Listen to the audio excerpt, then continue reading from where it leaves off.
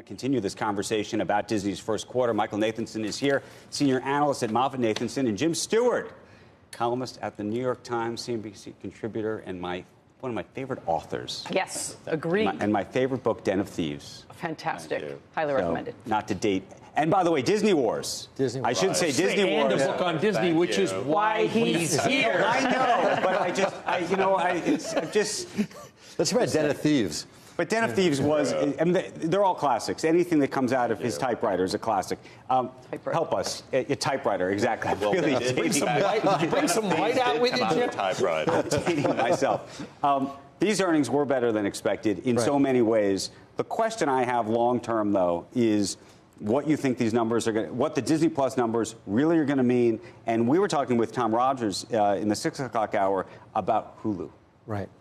Well, I think what it means is that they're building a business that's going to get through the other side of this disruption, right? It's going to scale.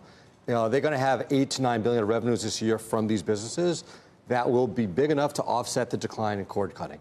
And no one else in the industry has done this, right? And you have no worries that any of this was pulled forward, meaning that the subs, that, you know, this 26 million number, that it's going to be harder to capture to double that number. Yes, that's, to me, yes, because no one... Not a bad... I mean, it's a good problem to have. It's like saying you're wealthier and you're younger than I thought, you know, when I met you. It's like, it's a good problem to have because you're going to be able to scale the business in terms of growing revenues over time more quickly. So, no, I mean, they pulled forward a ton of customers, 30 million probably in the first, 5 months of life. What you're saying, though, is incredibly significant, right? Because we were very, very worried about Disney for a long time. Yes. Subscriber loss, the big Barron's cover. Oh, my gosh, what are they going to do? Hand-wringing. Exactly. Could they achieve this? Does this quarter cement, yes, they have achieved that? Yes. I mean, I've been here for many years when the bear case says, oh, my God, look at ESPN, look at the declines. Yes. They will never be able to get this. They're too late. Their assets are not good enough. In one quarter, they proved people wrong, right? No one's done what they've done.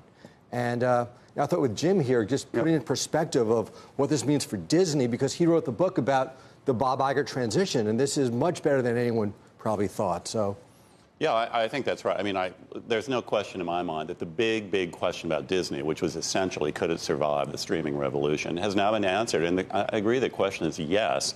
And Iger, I mean, to move an aircraft carrier the size of Disney from a digital model that was working really well to a completely new, untested technology. To be unafraid to self-disrupt. Yes. It's incredibly hard when you're a juggernaut like that. We've seen so many failures at that. And he got the timing right, though. That's the thing. Because you could, if he had done it a year or two earlier, he might have been applauded early on because everyone thought he was too late.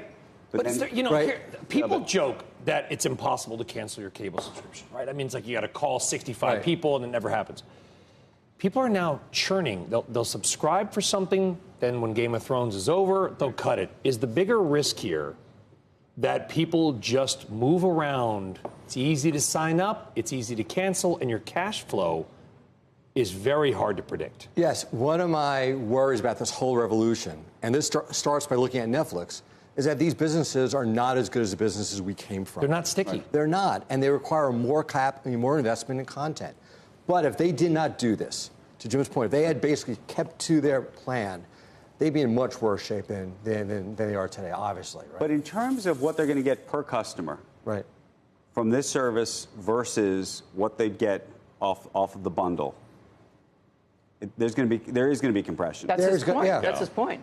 There's compression. We know this. But the opposite of doing nothing, look at the rest of the sector's valuations, right? Look at where these stocks trade. You know, Moffett the other day upgraded Comcast because NBCU inside Comcast is a freebie. There's no value market's putting on media assets in Comcast, right? Disney doesn't have that problem. I think you have to take the long view on the revenue side. I mean, they're not even getting $6 a subscriber right now, and to be honest, that's just not enough. I mean, Netflix is expected to spend $14 billion on original content this year, and again, this is not a model that was like the old cable model at all. The profit margins are going to be compressed, but over time, I think you're going to see a shrinkage of the number of players here, and Disney, I think, will be a survivor, no doubt about it, and they'll raise prices. Hey, Julia, are you still with us? I am still with you. I don't know if you are still hooked up to me, but yes, I'm here. You're hooked up to us. I wanted to ask you, and I know the question was posited to Iger yesterday about whether he ultimately thinks that prices will go up, and he said, look, it's too early for me to answer that question. But given that you are our Disney watcher and whisperer, how quickly do you think prices will go up there? Well, I would actually disagree. I think that this is a very different business than Netflix, and I don't think they necessarily have to raise their prices that much. And I would say the fact that 50% of their subscribers came directly to the Disney website indicates that they're getting a much higher percentage of this revenue from subscriptions than other companies would be. So they don't have to share with the Apple Store, with the Google Play Store. They don't have to pay a 30% fee if people are subscribing directly. So they're actually doing quite well in terms of the percentage of those subscription dollars they're getting themselves. Were you surprised, Julia, and I'd ask everyone at the table this, about the uptake, or what I thought was actually a lower uptake from the Verizon customer than I was expecting? And you can look at that both positively and negatively. I would say it's probably a positive thing. A lot of those people are probably Verizon subscribers who decided to opt in and get a 3-year subscription or sign up for a full 1-year subscription on their own, maybe without even realizing that they could get it for free through Verizon. Right. So I had talked to Guru Garapan from Verizon about this, and he had said it was possible that maybe Verizon would renew their deal with Disney. That's certainly on the table. But I would say that the fact that they're getting so many direct subscriptions means that there is an intent to subscribe. People aren't doing it by accident. And the fact that the churn was so low after The Mandalorian is notable. I think one point here, too, is can Disney expand their core customer beyond families? There are like about 35 million families with children age 18 and younger in the United States. If they've got 28 million, they're getting pretty close to having every family in the country. So can you now get adults? You know, I think that'll be a very interesting. And that's going to be a programming challenge. Exactly. Well, the question there is, how do you bundle Hulu with Disney and ESPN Plus? That's an opportunity, too.